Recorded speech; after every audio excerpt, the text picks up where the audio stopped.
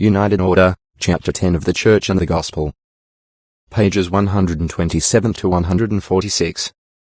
Come out of Babylon. One of the most noticeable differences between Mormonism and other religions is the close relationship between the spiritual and the temporal.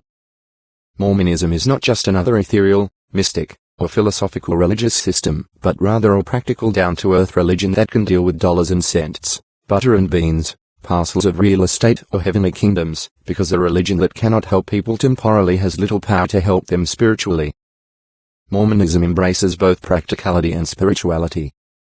In a doctrinal dissertation by Dean D. McBrien, it was noted that in 112 revelations to Joseph Smith, 88 dealt in part or wholly with economic matters. This is not out of harmony with the Gospel of Matthew, Mark, and Luke, for one verse in every 6 deals with the money question. Out of the 29 parables of Christ, 16 of them mention the Christian and his money. It is not riches alone, but the lust for riches that overcomes the human will. The love of money is the root of all evil. Item 6:10. So when men idolize riches, they often condescend to evil means to obtain them. 128. A major mission for the Latter-day Saints is not only to teach, but to live an example of correct spiritual and temporal principles. Nearly every law of God has become foreign to our society, and if men do not rise up to protect themselves from the evil schemes and financial messes of the world, they must suffer the fate of Babylon when she falls. If we live according to the traditions, customs and regulations of a Gentile society, how can we expect to gain a different reward? President John Taylor described our corrupt society by saying, "The fact of the matter is, we are all of us on the highway to financial or temporal ruin. The world is going to the devil just as fast as it can go." Corruption, fraud, chicanery, deception, evil and iniquity of every kind prevail, so that you cannot trust a man in any place, you cannot rely upon his word, you cannot rely upon any instrument of writing that he gets up, and there is nothing you can rely upon. We, as a people, have come out from Babylon, but we have brought a great amount of these infernal principles with us, and we have been grabbing, grasping, pinching, squeezing, hauling, horning and hooking on every side, and it seems as though every man was for himself and the devil for us all. That is about the position we are in today. We want a change in these things. JD 1749, Scriptural Examples. How do saints get out of this frantic, wicked and idiotic system of seeking for wealth? It is necessary to refer to the Scriptures for the answer to our temporal as well as spiritual problems. 129. In the first book of the Bible there is an excellent example of a people who had temporal and spiritual success. Thus Enoch, the seventh from Adam, instituted an order of things among his people, in their business and financial relations, which so revolutionized their temporalities that they had no poor among them, and all rejoiced together in equal hope of the life and exaltation offered to them in the gospel of Jesus Christ, the only begotten of the Father. Compendium, Richards and Little, p. 264. This was a doctrine of Christ, and was also established in the New Testament, and the multitude of them that believed were of one heart and of one soul, neither said any of them that aught of the things which he possessed was his own, but they had all things common.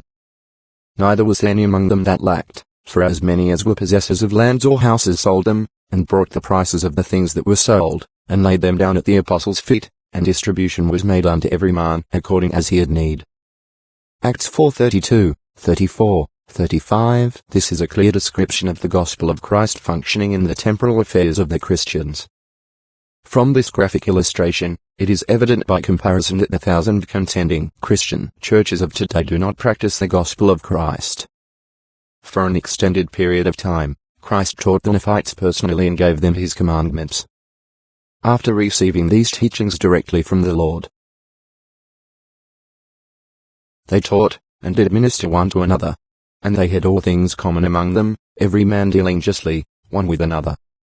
3 Nephi 26, 19, 130. The work of their missionaries extended to every portion of the land, and to every class of people. It was a magnificent missionary effort and the results were astounding.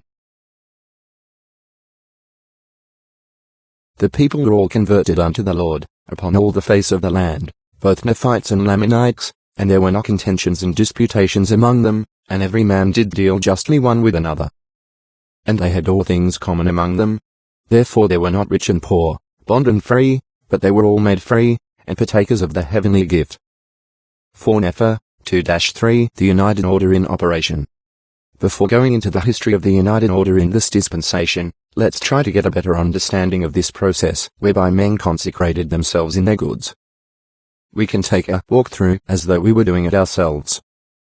A man gives to the bishop or designated authority all that he has, as a consecration or sacrifice to the Lord. The bishop then considers the talents, gifts and abilities of the man and designates a stewardship for him to manage. He may receive more or less than he consecrated. His stewardship will most likely be coordinated with his profession: a mason, carpenter, farmer, etc. The Lord says that the bishop should give to people their portions, every man equal according to his family, according to his circumstances and his wants and needs. D&C 51:3 Let's consider how this applies to different people, every man receiving one equal according to his family.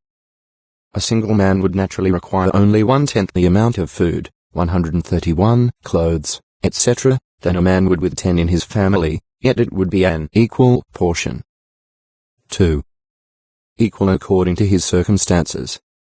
If the order is blessed with great wealth, then they all share equally the same good fortune of their circumstances. If they are in an order that is poor, then they all share equally those circumstances or conditions. 3. Equal according to his wants. A man who is a farmer would want a tractor, plow, harrow, truck, and other farm equipment. A carpenter would want saws, planers, lathes, etc. Though each man would want different things, they would be equal in their wants or needs for their stewardships. 4. Equal according to his needs. Some may need a wheelchair or glasses, more blankets or books for education, etc. Each would be getting different items, but equal according to their needs. Neither the bishop nor anyone else had complete say as to how everything should be done. The Lord had said that all these things were to be done by common consent. D&C 26:2 This was the Lord's method of preventing priestcraft. Nothing was spent, given, or taken except by the common consent of the order, either by the individuals themselves or through their elected officers. And there shall not any part of it be used, or taken out of the treasury, only by the voice and common consent of the order. D&C 104:71 The moment some people receive community funds without the consent of the people, it either becomes a priestcraft or a dictatorship. 132 The Lord calls this distribution of wealth the law of my gospel. D&C 104:18 This was considered to be another spiritual law, just as any other laws of the gospel. This system was not only a law and a protection, with spiritual blessings accompanying it, but it was a very practical program. 10 farms united would need only a couple of tractors instead of 10. The same would apply to tools, trucks, and everything else right down to the breakfast table. Said Brigham Young. Instead of each one of 100 women getting up in the morning to cook breakfast for father and the large boys, that they may go to their labor, while the little children are crying and needing attention, breakfast for the whole can be prepared by 5 or 10 women, with a man or two to help. JD 1744 United Order in our dispensation. Bible scholars and preachers have all recognized that extreme wealth and extreme poverty are a social injustice and also a moral sin. By the year 1830 there were many communes or social organizations trying to establish some sort of common property arrangement. Most of these creations had already failed or were about to. Now the Mormons would have a chance. But a cooperative society in which things are shared in common requires many to surrender the control of their purse strings. This is a tender spot for man. Some men will put their eternal destiny into the arm of flesh with a recklessness that would astound dictators. But when their pocketbooks are to be assessed, they speedily retreat. In 1830 the Lord proposed to give this commandment of all things in common to the Mormons. Within a few months the Lord revealed, 133 But it is not given that one man should possess that which is above another, wherefore the world lieth in sin. D&C 49:20 For if ye are not equal in earthly things, ye cannot be equal in obtaining heavenly things. D&C 78:6 The Lord gave revelations, and the prophet Joseph conveyed to the saints these instructions on living the united order. So it began in the early stages of the church in Kirtland, Ohio. However, many of the saints in Kirtland were not able to keep those covenants and stewardships because of their lust for personal wealth. George A. Smith explained, I moved into Kirtland with 5 families. the question immediately arose, where shall we settle? Why, right here in Kirtland. The Lord designs to make this a stronghold for a few years, and here we are to settle, which was the counsel of the prophet. The very first thing that occurred after this advice was that 2 out of the 5 came to the conclusion that they had better go to the neighboring town, because they thought they could gain some temporary advantage.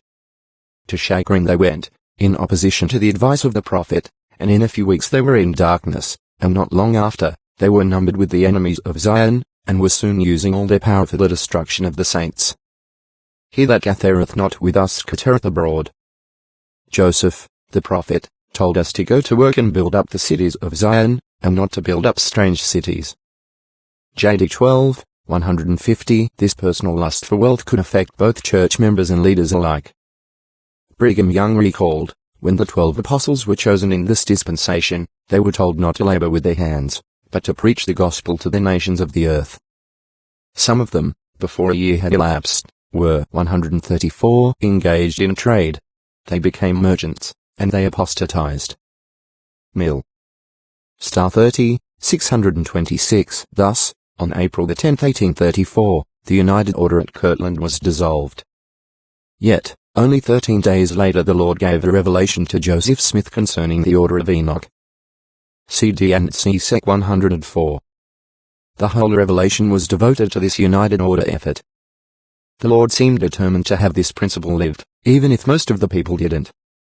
It began by saying, Verily I say unto you, my friends, I give unto you counsel, and a commandment, concerning all the properties which belong to the order which I commanded to be organized and established, to be a united order, and an everlasting order for the benefit of my church, and for the salvation of men until I come. D&C 104, 1. Speculation took hold of the people in America, and the saints were not exempt.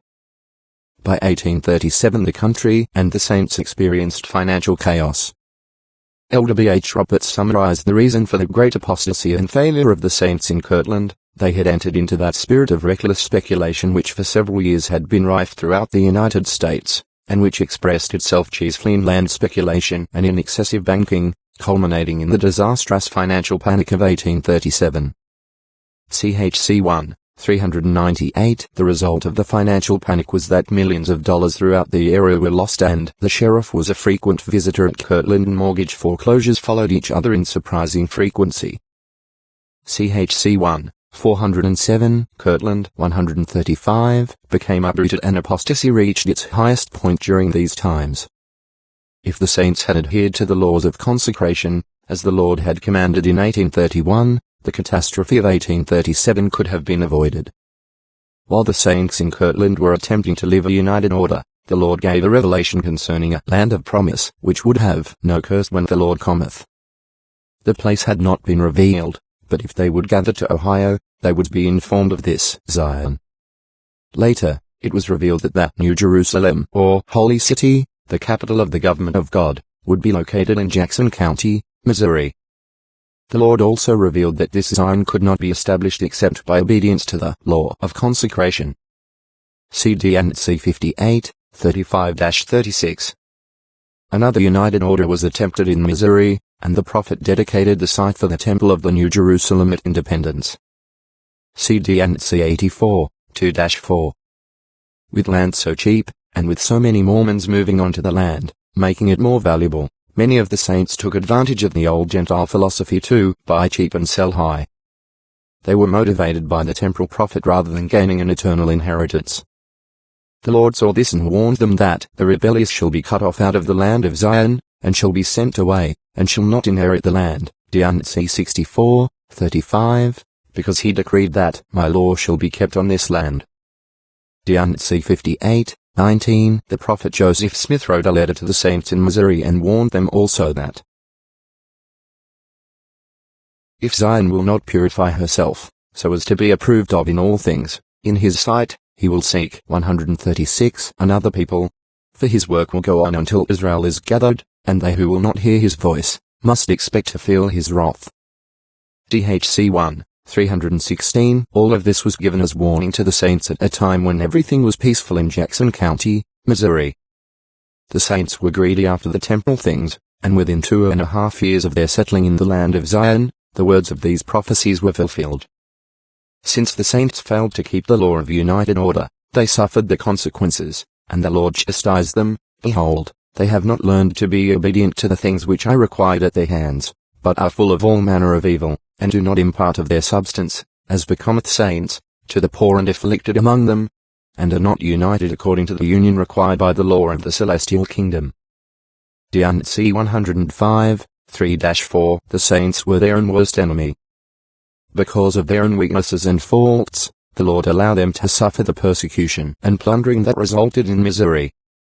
Elder George A. Smith reported, the settlements in Jackson County were commenced on the principle of the law of consecration. There were, however, at that period, professed Latter-day Saints, who did not see proper to abide by this law of consecration. They thought it was their privilege to look after number one, and some of them, believing that Zion was to become a very great city, and that being the center stake of it, they purchased tracts of land in the vicinity with the intention of keeping them until Zion became the beauty and joy of the whole earth, when they thought they could sell their lands and make themselves very rich. It was probably owing to this, in part, that the Lord suffered the enemies of Zion to rise against her. J.D. 1759, 137 The Missourians rose up against the Mormons and burned out 203 Mormon homes, and burned or destroyed many grain fields and granaries. They ripped out fences, tore down their printing office and other businesses, whipped, beat and raped the Mormons. Over $318,000 had been paid for land in Missouri, but all of it was lost to the mobs. The prophet Joseph Smith gave a speech at Far West, which was not only a warning to the saints then, but a prophetic warning to the saints in our day. Brethren, we are gathered to this beautiful land to build up Zion. But since I have been here I have perceived the spirit of selfishness. Covetousness exists in the hearts of the saints.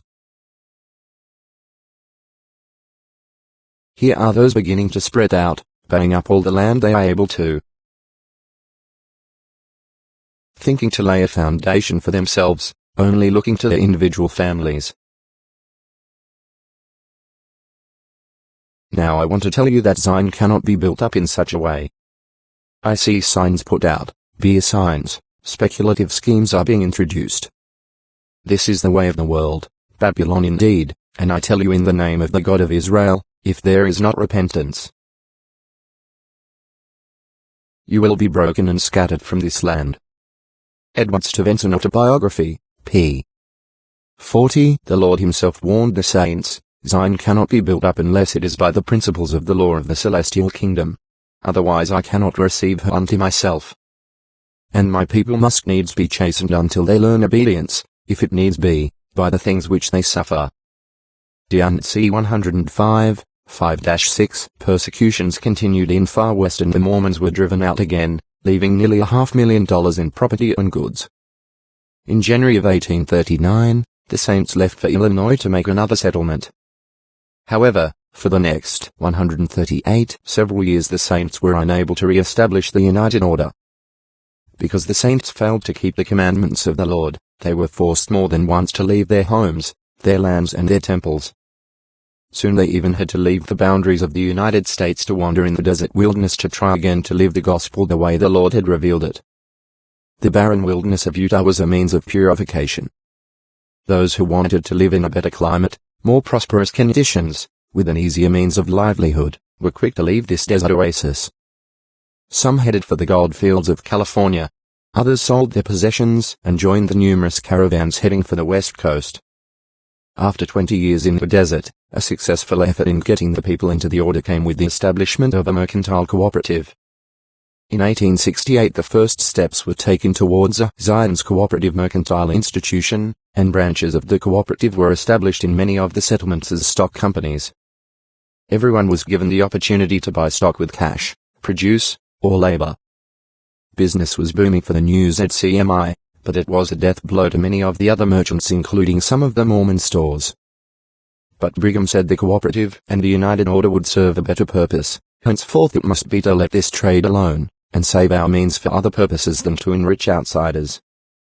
We must use it to spread the gospel, to gather the poor, build temples, sustain our poor, build houses for ourselves, and convert this means to a better use than to give it to those who will use it against us. JD 12, 301, 139. Bitter conflict grew between the Mormons and non-Mormons during the 1860s and 1870s.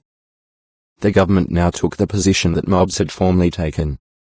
Not only did they send a whole army out west to put down the Mormons, but they began to hatch up numerous and unconstitutional laws to persecute, religiously uproot, and economically destroy the Mormon people.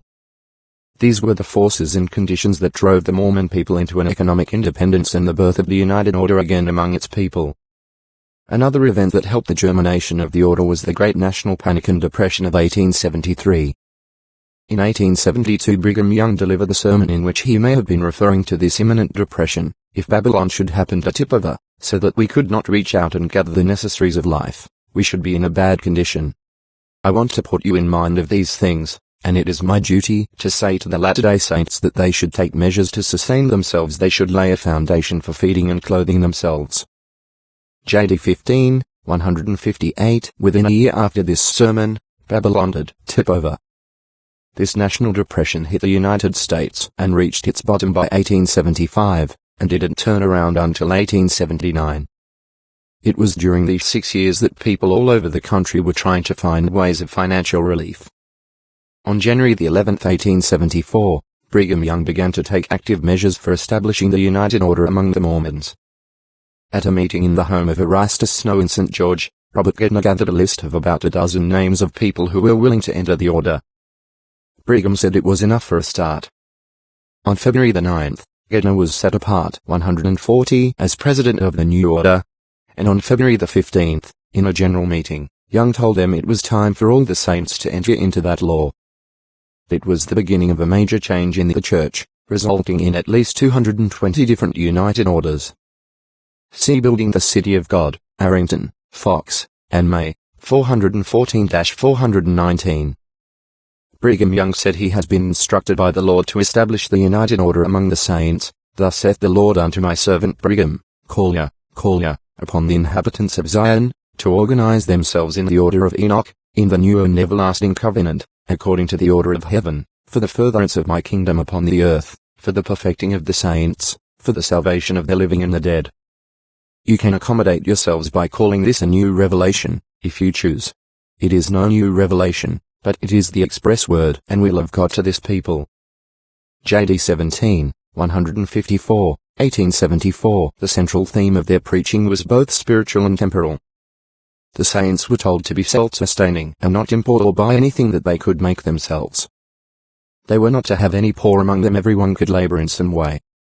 The order of Enoch spread in Utah, Wyoming, and Idaho to include the towns of Bear Lake, Montpelier, Paris, Liberty, Ovid, Bloomington, St. Charles, Fish Haven, Laketown, Woodruff, Randolph, Almy, Mallard, Clarkston, Mantua and many others.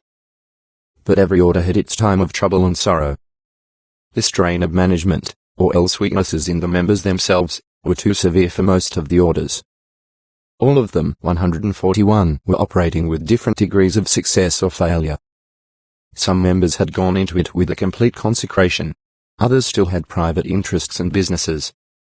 Some consecrated all their time to the order, while others were only half into it.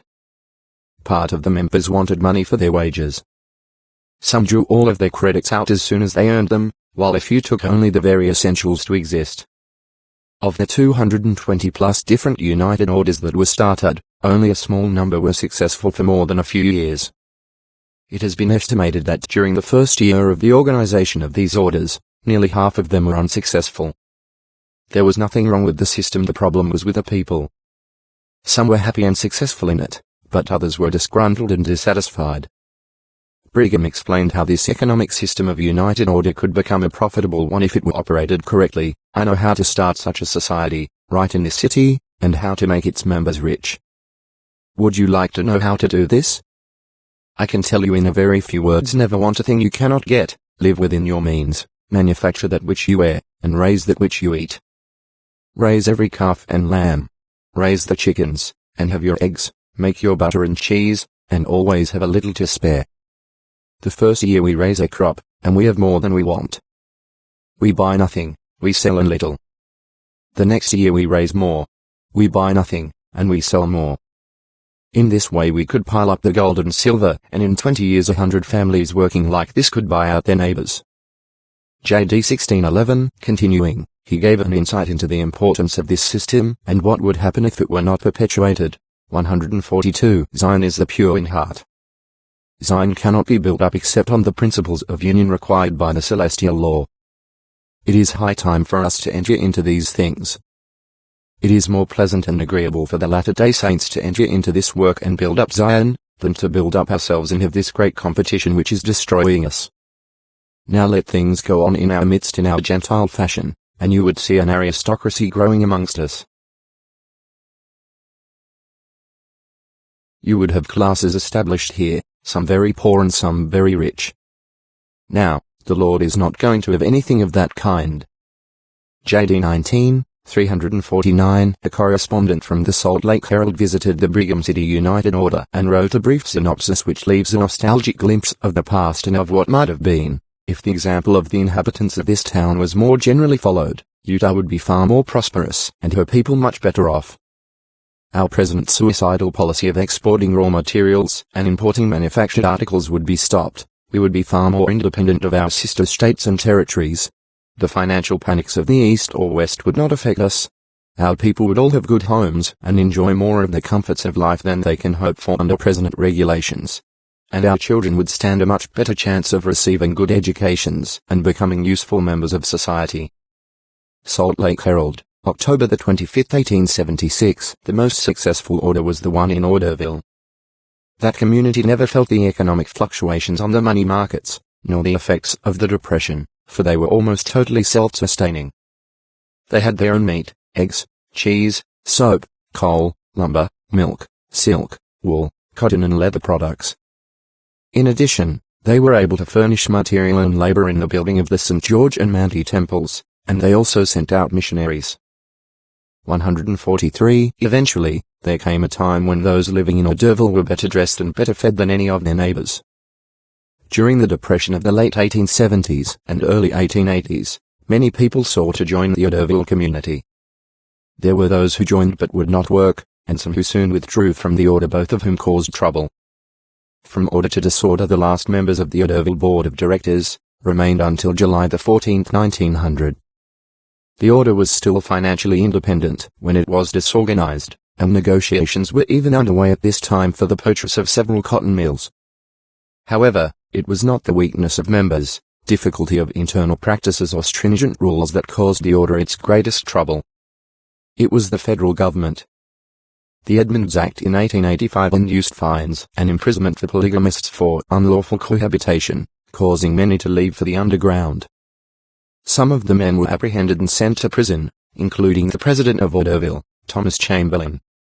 And along with the government, it was also some of the LDS church leaders that finally disbanded the order. Many of the families in Orderville were plural, and to escape from U.S. Marshals who were enforcing the Edmunds Act, many men went into hiding. Some were caught and sentenced to prison. Apostle Lyman advised the citizens to discontinue the order. Orderville, Nick Carling, The Trolley Times, p.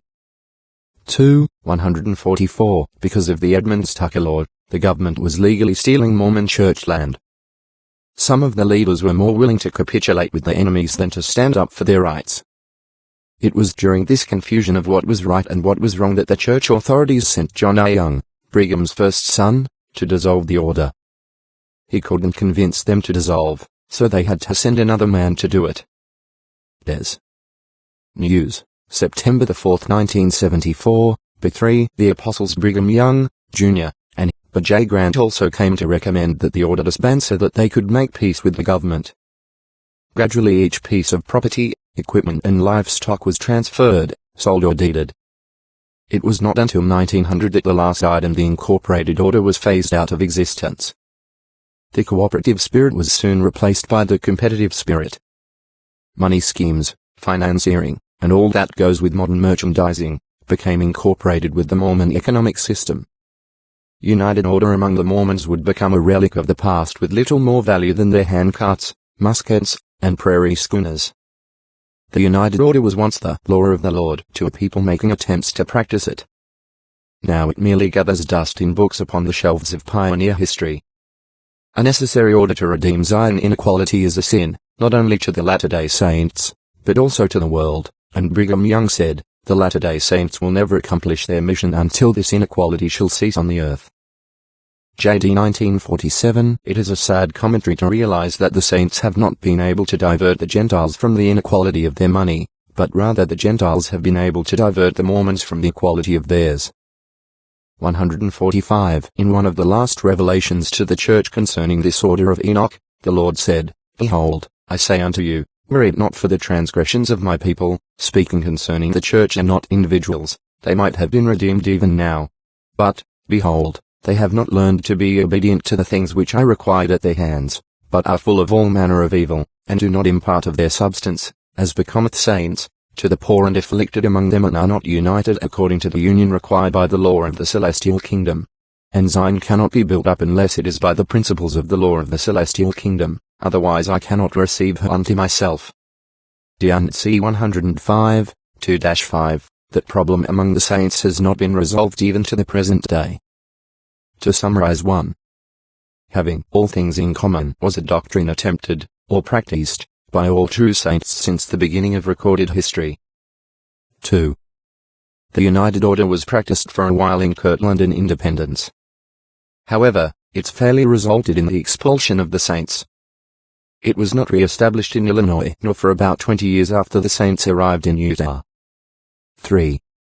A few orders begun under the leadership of Brigham Young had some success, that is, Brigham City and Orderville, but they were gradually discontinued because of pressure from the U.S. government, the LDS Church, or because of disunity among the people themselves. 146. 4. God commanded the saints to be organized by a bond or everlasting covenant that cannot be broken, D&C 78, 11, but they were unsuccessful in their efforts. The United Order is an everlasting order. D&C 104, 1, 5. For the last century no attempt by the LDS Church has been made to re-establish the United Order. 6. Today the saints are taught and are practicing the principles of Babylon by pinching, grasping, hooking, cheating, and every other deception to get rich. 7. Zion cannot be established except through the law of consecration. See D&C 58, 35-36. 147. Chapter 11. The Only True God. United Order, Chapter 10 of the Church and the Gospel.